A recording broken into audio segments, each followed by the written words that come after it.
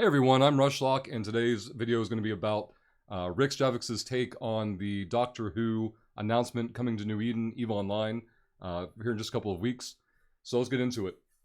Doctor Who is coming to EVE Online. When I saw this, it took me 10 minutes to recover from the shock.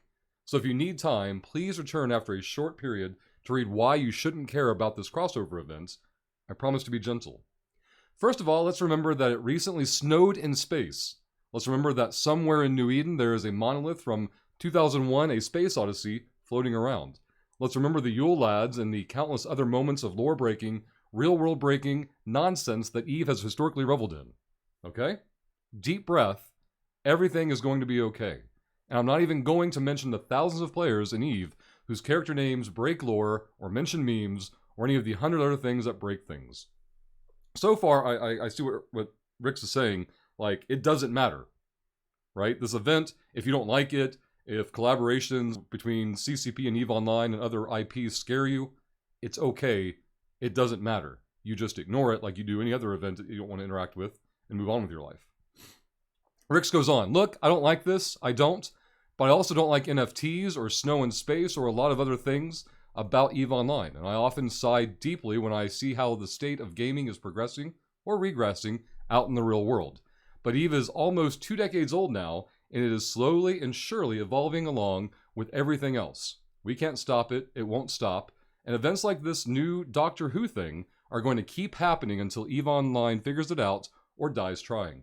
So Rixx is very upfront, like, doesn't like this idea, doesn't want anything to do with the events, not sold on it at all, but even seems conceptually against it as well, like collaboration shouldn't be happening, like, EVE has to figure it out, or they'll go under from trying to do so. I could be misinterpreting. We'll see if we get clarification from Rixx later. But let's see what we have else to go in here. This crossover won't impact my gameplay. I doubt it will impact yours. This is a big part of it, and it's absolutely true. Like any other event in EVE Online, if you don't want to participate in it, you don't. There aren't going to be any exclusive rewards in it, or you have to do this to keep up and stay competitive with other factions. Like it'll be as self-contained as possible within the system, right? Like, will there be boosters? Probably, yeah, of course. If you want them, you go buy them off the market. If you don't do it. You don't have to do the content to get the reward. It might bring in new players and it might not. I don't know. This part I don't agree with. It's absolutely going to bring in new players. And if you want to see proof of this, all you have to do is watch the announcement video. We don't have to watch the video, but read the comments for the video on the YouTube for EVE Online, and then read the comments for it on Doctor Who's YouTube. When you go to EVE Online's YouTube comments, it's all screeching and freaking out and worrying and panic. And then when you go to the Doctor Who video post and read the comments, it's mostly positive, right? This is like the rule, not the exception. So yeah, you can find exceptions of both, but the point is overwhelming negative on EVE Online's comments, overwhelming positive on Doctor Who's comments for the YouTube channel. And what are they saying? They're like, oh, this is neat. I want to try out this game now. Or, oh, I've heard of this before. Now I guess I need to try it out since Doctor Who's getting involved.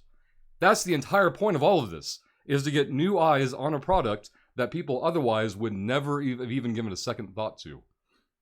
Let's see.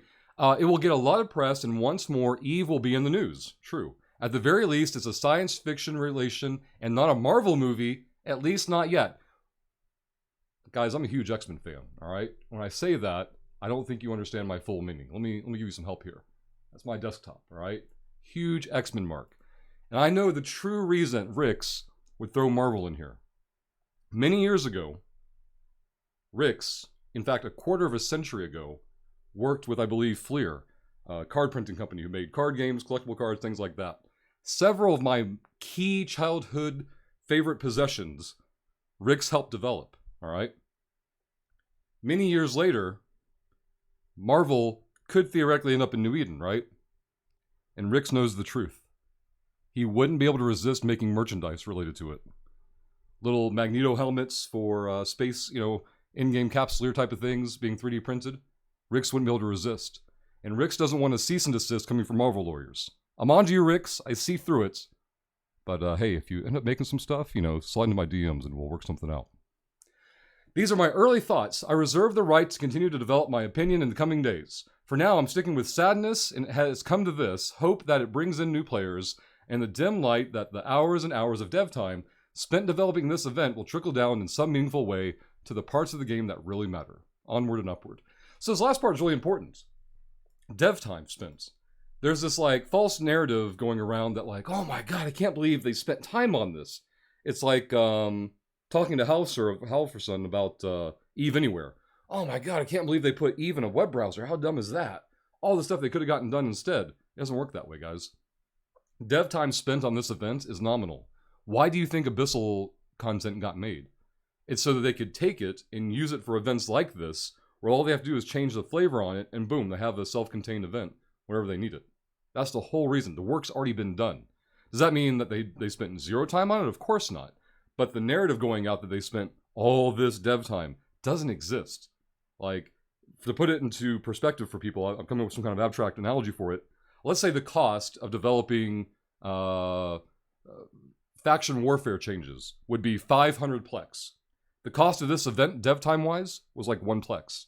The work was already done. Art, Easter egg thematic items, some skins, renaming some boosters that already mechanically exist. That's it. It's done. Ship it. With tech that's already been made in the past, they can now leverage many times over doing collaborations just like this. Does that mean more collaborations are coming to EVE Online and New Eden? I hope so. Do I know anything specifically? No, I don't. This could be a one and done, but I hope not, because this is a great way to get eyes on EVE Online as a hobby, as a product, that there's no other way to do it in a better sense. So hopefully this goes well. Of course, you guys are going to have opinions. Please share them in the comments down below, and we'll see you next time.